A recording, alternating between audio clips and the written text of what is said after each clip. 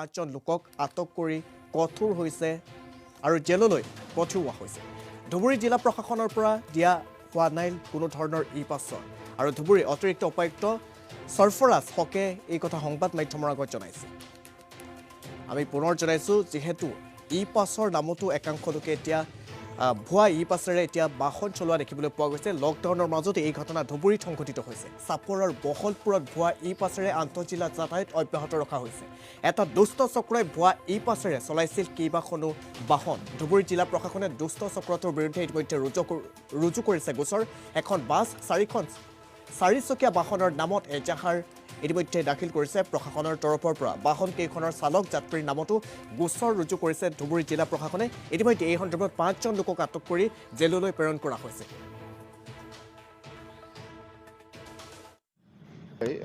তেনেকুৱা আমাৰ কেইটামান কেছ আমি ধৰা পেলাইছোঁ।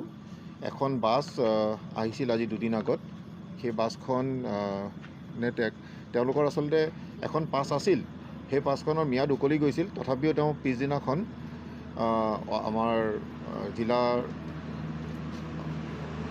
অধিকাৰীৰ কোনো ধৰণৰ পাৰ্মিশ্যন নথকাকৈ তেওঁলোকে মানুহ লৈ আনিছিল আৰু আমি যেতিয়া ইয়াত অনুসন্ধান কৰিলোঁ তেওঁলোকে ভাড়াত লৈ আহিছিল আৰু এই উক্ত বাছখনৰ ড্ৰাইভাৰ আৰু বাছৰ এগেইনষ্টত আমি অলৰেডি চাপৰ থানাত FIR লজ কৰিছোঁ। কামৰূপ মেট্ৰ' জিলাৰ পৰা আহিছিল আৰু যিখিনি মানুহ আনিছিল তেওঁলোকে কোৱা মতে আদাবাৰীৰ পৰা আনিছিল। বৰ্তমান FIR লজ হৈছে আৰু আমাৰ চাপৰ থানাই কেছটো ইনভেষ্টিগেশ্যন কৰি আছে। নম্বৰটো আছিল AS01GC 8283 AS01GC 8283 কামৰূপ মেট্ৰ' জিলাৰ পৰা আহিছিল আৰু তাত 18জন পেছেঞ্জাৰ আছিল আৰু গোটেই পেছেঞ্জাৰখিনি তেওঁলোকে আদাবাৰী গুৱাহাটীৰ আদাবাৰীৰ পৰা আনিছোঁ বুলি তেওঁলোকে কৈছিল। কিন্তু এইটো কোনো অথৰিটিৰ পাৰ্মিশ্যন নাছিল। তেওঁলোকে যিখন পাৰ্মিশ্যন আচলতে শ্ব' কৰিছিল সেইখন পুৰণা আছিল। সেইখন অলৰেডি তেওঁলোকে ইউজ কৰিছিল। সেইখনকে দেখুৱাই তেওঁলোকে লৈ আনিছিল। কিন্তু আমাৰ ইয়াত চেকিং কৰা অৱস্থাত এইখন ধৰা পৰিছে আৰু আমি FIR লজ কৰিছোঁ।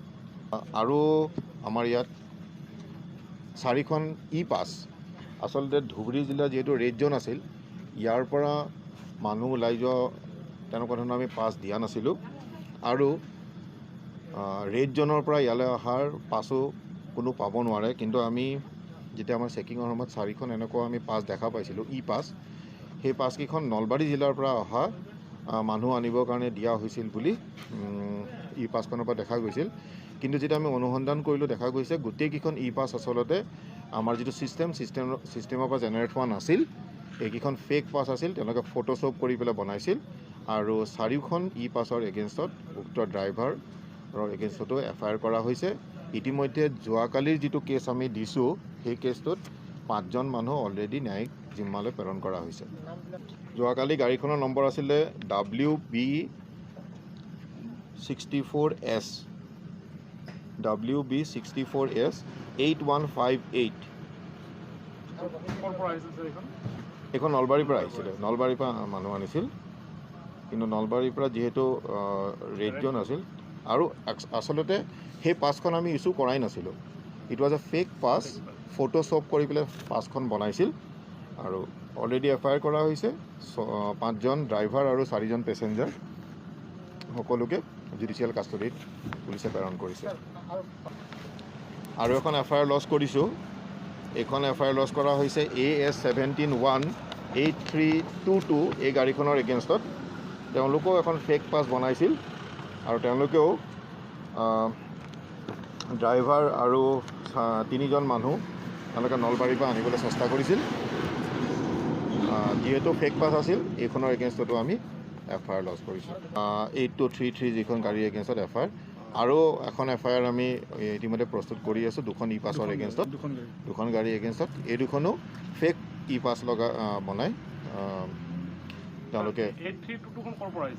এইখন নলবাৰীৰ পৰা আহিছে। কোনখন আগৰ যিখন বাছখন আহিছিল কামৰূপ মেট্ৰ'ৰ, এইখন নলবাৰীৰ পৰা আহিছিল।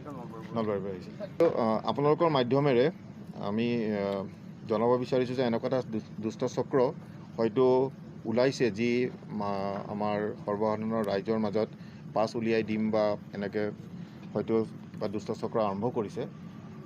ই পাছ ধুবুৰী ডিষ্ট্ৰিক্টৰ পৰা দিয়া হোৱা নাই।